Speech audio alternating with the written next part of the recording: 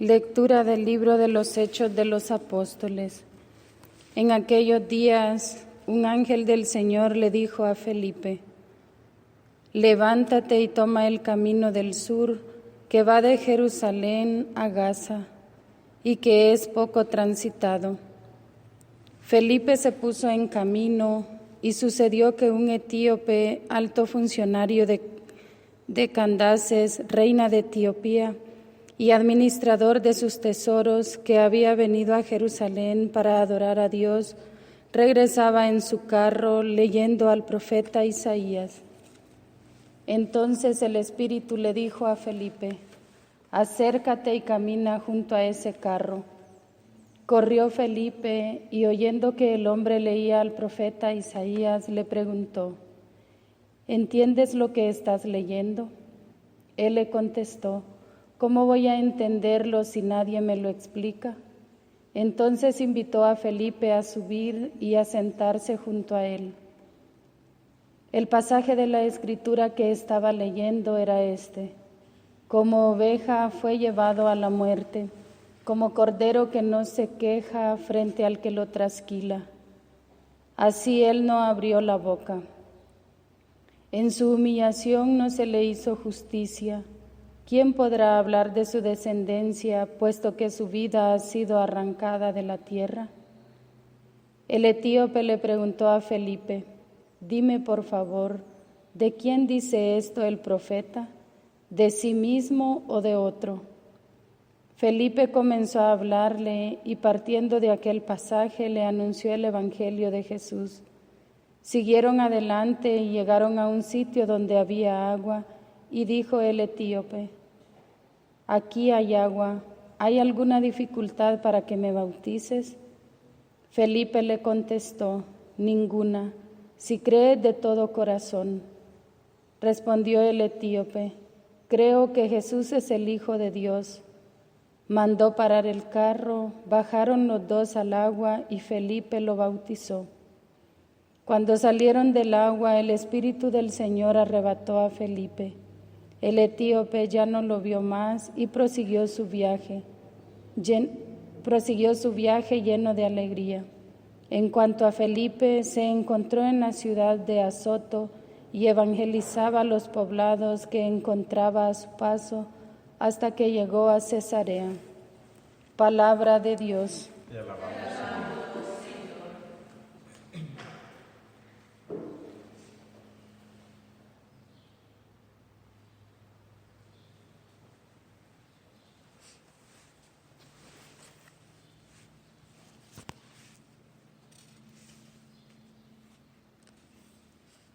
Tu salvación, Señor, es para todos. Aleluya.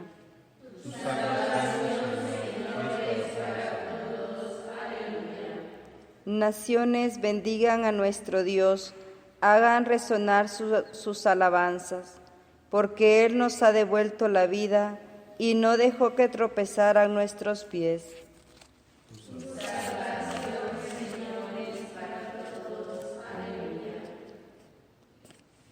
Cuantos temen a Dios, vengan y escuchen, y les diré lo que ha hecho por mí. A Él dirigí mis oraciones, y mi lengua le cantó alabanzas. Tu salvación, Señor, es para todos. Aleluya. Bendito sea Dios, que no rechazó mi súplica, ni me retiró su gracia.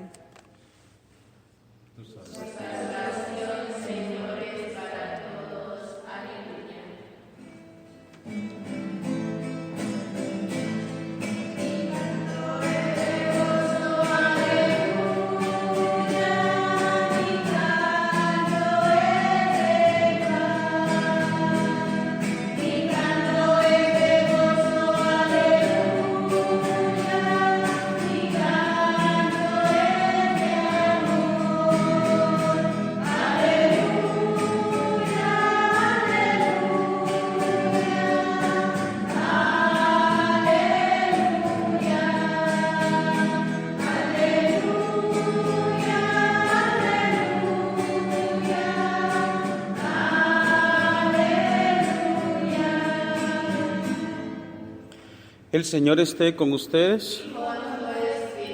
del Santo Evangelio según San Juan.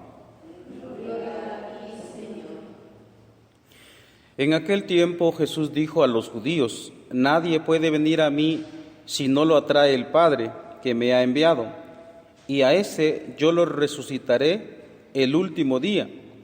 Está escrito en los profetas: todos serán discípulos de Dios. Todo aquel que escucha al Padre y aprende de Él se acerca a mí. No es que alguien haya visto al Padre fuera de aquel que procede de Dios. Ese sí ha visto al Padre. Yo les aseguro, el que cree en mí tiene vida eterna. Yo soy el pan de la vida. Sus padres comieron el maná en el desierto y sin embargo murieron.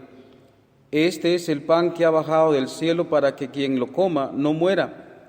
Yo soy el pan vivo que ha bajado del cielo.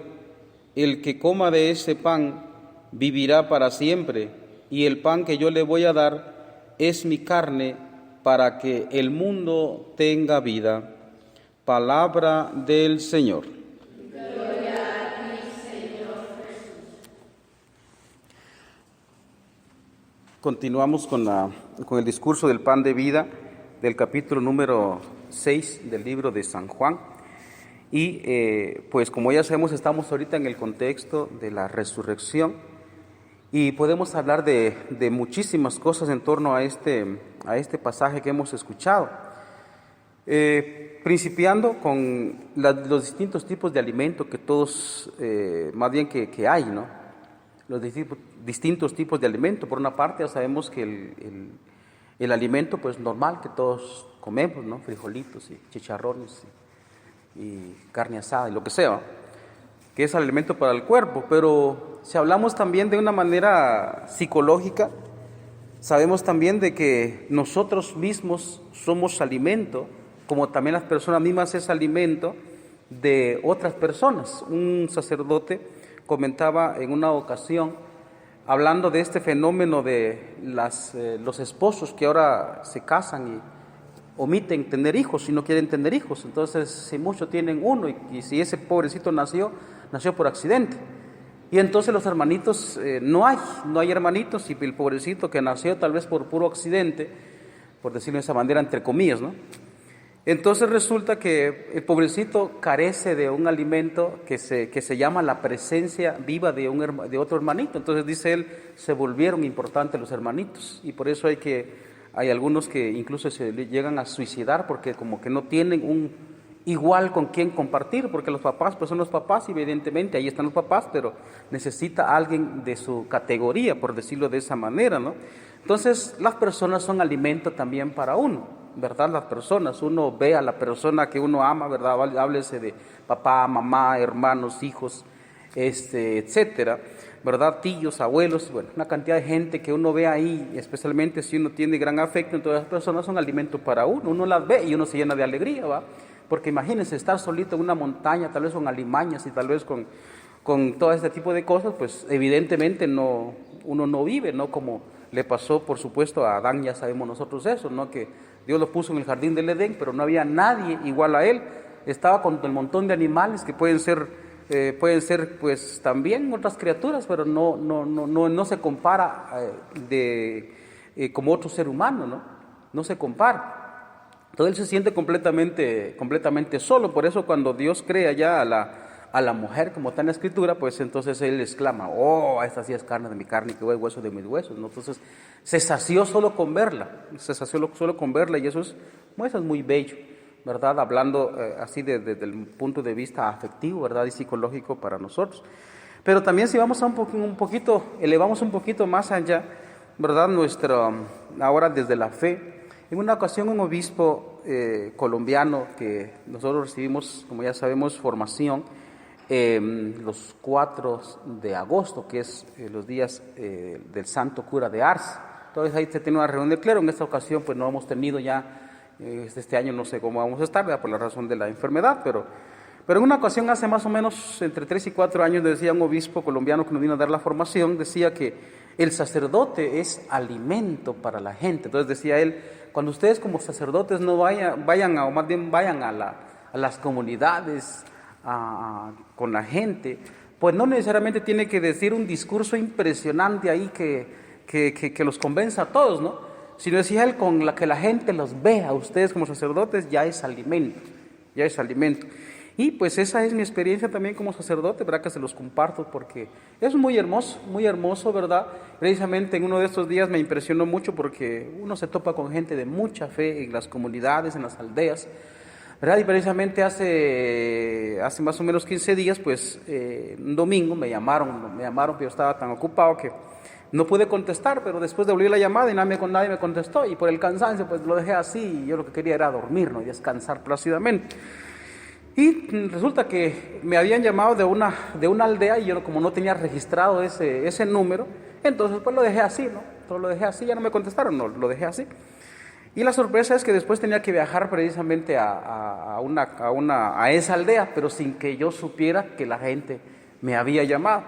Y entonces fui, ¿verdad? En principio a la parroquia, ¿no? Después por casualidad, por decirlo de esa manera, por casualidad. Entonces fui a la aldea como adivinando en ese ratito, ¿no? Como adivinando. Y entonces llamé para ver si había paso por ahí, porque parece que estaban cerrados los caminos, ¿no? Y resulta que después cabal aparecieron las personas, no, padre, lo estábamos esperando. Ay, qué sorpresa, ¿no?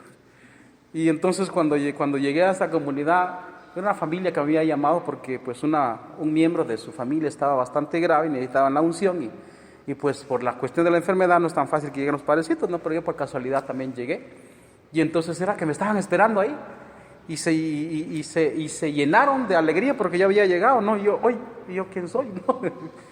Entonces es impresionante cómo la gente también se alimenta del sacerdote, no del Padre Juan por supuesto, no, sino del sacerdote que lleva a Cristo. Y entonces la gente se llenó de una tremenda alegría, ¿no? Y entonces le pudimos dar la unción a aquella hermana, y se nota, ¿no? La alegría que tiene la gente, y eso por contarles un caso, ¿no? Porque uno llega como sacerdote a comer pues en una casa, o a visitar a una familia, a bendecer una casa, y entonces claro, casi que lo quieren cargar a uno, ¿no? Entonces es alimento también para la gente, uno es sacerdote, ¿no? Porque en este caso estoy hablando ya sacramentalmente. Pero bueno, y si adelantamos más un poquito, ya ven, allá hay un escaloncito, ¿no? Adelantamos más. Entonces es impresionante cómo esto que nos dice Jesucristo, yo soy el pan de la vida, entonces no solo es alimento de manera corporal, psicológica, y aquí evidentemente hay un paso sacramental, pero ya descomunal. Entonces Jesucristo, que nos da a comer su propio cuerpo y su propia sangre, no solo nos hace revivir, ¿verdad? Porque, como decía anteriormente, si hablamos psicológicamente, uno se siente solito, abandonado en el mundo. Por ejemplo, si uno está en el monte con las fieras y todo eso, uno siente que algo falta. Entonces cuando uno ve a una persona, entonces se llena de alegría, hoy aquí hay una persona, entonces podemos dialogar, y eso ya es rico, y uno revive. ¿Cuánto más todavía entonces el sacramento de la Eucaristía, en donde no se trata nada más de una presencia espiritual de Jesucristo? Que a veces, ahorita en este tiempo hay una cosa como bien rara, ¿no? Que por una parte somos como muy materialistas, es el agua que nos moja, somos como muy materialistas, pero la otra parte es también que de alguna manera se ha espiritualizado una cosa así espantosa, ¿no? Digamos, y por eso es que la gente cree, por ejemplo, con esta ideología, entonces uno cree que uno puede pensar nada más lo que uno quiere ser y ya está, ¿verdad? Y eso es falso, ¿no? Eso es falso. Entonces aquí se está hablando de la corporeidad de Jesucristo concreto, se puede comer, se puede masticar. No solo se trata de una presencia simbólica, espiritual de Jesucristo, sino que una presencia, valga la redundancia que voy a decir ahorita, realmente real. Esa es la expresión que quisiera utilizar porque a veces como que faltan las palabras, ¿no? Y entonces uno se topa con este alimento que no solo nos va a revivir física, psicológica, emocional y espiritualmente, sino que incluso nos trasciende para una vida eterna, una vida que prácticamente no tiene fin. No es también incluso, como dirán los hermanos judíos, ¿verdad? También incluso se lee en la Escritura, ¿no? No solo nos va a hacer vivir por los siglos de los siglos, porque el tiempo pues va a tener un fin. Pero ya sabemos que esa expresión de siglos por los siglos, que dice, que también rezamos nosotros en las oraciones, pero viene de los hermanos judíos, pues ese por los siglos de los siglos termina y empieza a ser un hoy todo, ¿verdad? Como explica también San Agustín, los años de Dios no vienen ni van, sino que existen en un todo, dice San Agustín. Pues en esa vida gloriosa también nosotros empezamos a vivir ya desde acá de esta tierra. Eso que leímos hoy, por ejemplo, en la primera lectura, a mí me impacta mucho, ¿no? Digamos, hay un cierto aspecto, por supuesto que hay que sacar un fruto de todos, pero no podemos explicar, por supuesto, todo, ¿no? Pero cuando ya el etío pues, fue bautizado por Felipe, y entonces dice que el Espíritu, ¡fum!, arrebató a Felipe y se encontró en la ciudad de Azoto. Entonces, eso es impresionante porque el etíope no le parece extraño, ¿no? No le parece extraño, sino que dice que se montó otra vez en su Hilux, ¿no? Se montó otra vez en su Hilux, ¿no? Y continuó su camino otra vez como si nada. No le extrañó. Pero ¿se imaginan ustedes que una persona tuviera esa capacidad? Estar aquí y de ras está por otra parte, por allá. Y uno observa en la vida de los santos, y esto es verdad. El sacramento, que una persona está completamente embuido en el sacramento de Jesucristo, como en el caso de los santos, vamos a poner el ejemplo de los santos, entonces eso es verdad, es real. Por ejemplo, pensemos en un Padre Pío, que tenía pues ciertos dotes bastante extraordinarios. Por ejemplo, también San Martín de Porres, que hay testimonios que lo vieron en 2 lugares al mismo tiempo. ¿Cómo es que hace eso? Una Santa Rosa de Lima, verá que por ejemplo ellos también han fallecido, pero el cuerpo se permanece incorrupto. Entonces, ¿cómo es posible eso? Precisamente es la gente de tanta fe que le ha creído a Cristo realmente, de que a la hora de comer su cuerpo y beber su sangre, pues tienen vida eterna, y el cuerpo como que ya lo adelanta en esta tierra. Cuanto más también, imagínense, cuando ya va a venir el fin de los tiempos y nosotros tengamos como esa capacidad, esa virtud, por supuesto por la participación del cuerpo y la sangre de Cristo, que nos da vida eterna. Por consiguiente, no podemos nosotros caer en el error, ¿verdad?, de pensar de nada más de que esto que dice Jesucristo acá se trata nada más de una aceptación, una aceptación nada más, un sí, ¿verdad?, un sí nada más, un creer nada más, y entonces como que Dios me alimenta de manera nada más espiritual, haber aceptado a Cristo nada más como una especie de vínculo, o más bien de regla moral, ¿verdad?, regla moral nada más, que yo creo es un asentir nada más a la fe, y yo creo nada más, y Él rige mi vida nada más en mi corazón, y ya está, que eso también es grande. Pero no se trata nada más de eso, porque Cristo es muy claro y muy explícito cuando Él habla del que no come mi carne, en la traducción del griego al español, pues sería el que no mastica mi carne, el que no me come, el que no me roe, el que no me tritura, dice el texto griego. Entonces no se puede hablar, por consiguiente, de una manera meramente espiritual de Jesucristo, sino que real, ¿verdad? Y eso entonces va a ser alimento para nosotros, pero no son nada más para esta vida, como ya sabemos también, ¿verdad?, de que algunos santos también nada más se alimentaban no de chicharroncitos, ¿verdad?, no de carne, no de pollito, ¿verdad?, sino que su alimento físico incluso era nada más la Eucaristía, y muchos de nosotros pensamos, a veces a mí también me cuestionan, ¿no?, cómo es que ellos hacen eso, y efectivamente porque tienen una fe bastante grande efectivamente, pero también creyeron realmente de que en la hostia consagrada, porque Cristo lo dijo, ¿verdad?, esto es mi cuerpo, ellos creyeron realmente y así lo vivieron, de tal manera que no necesitaban otro alimento más, ¿verdad?, no tengo otro alimento más, otro manjar más, sino solo la carne de Jesucristo, y entonces eso les hizo pues tener una vida, pues aquí, como dicen ahora en el lenguaje muy moderno, ¿no?, de otro nivel impresionante eso, ¿no? Entonces que el Señor nos regale esta fe, ¿verdad?, esta fe grande, porque también acuérdense que hay un problema, ¿no? Hay un problema de que este alimento también puede ser para vida, efectivamente, como es la pretensión del mismísimo Dios, pero también es un alimento que nos puede también traer muerte. Precisamente si uno comulga el cuerpo de Cristo, pues como dice San Pablo en su primera carta a los Corintios capítulo 11, comer el cuerpo indignamente, pues ya sabemos también que nos puede acarrear muerte eterna. Entonces, como explica también el libro del Apocalipsis, ¿no? Entonces, donde uno va a ir al infierno y uno querrá morir ahí porque ya no se soporta el sufrimiento y uno quiere morir y no se puede morir, uno quiere morir y no se puede morir ya. Y entonces eso es espantoso completamente, la segunda muerte.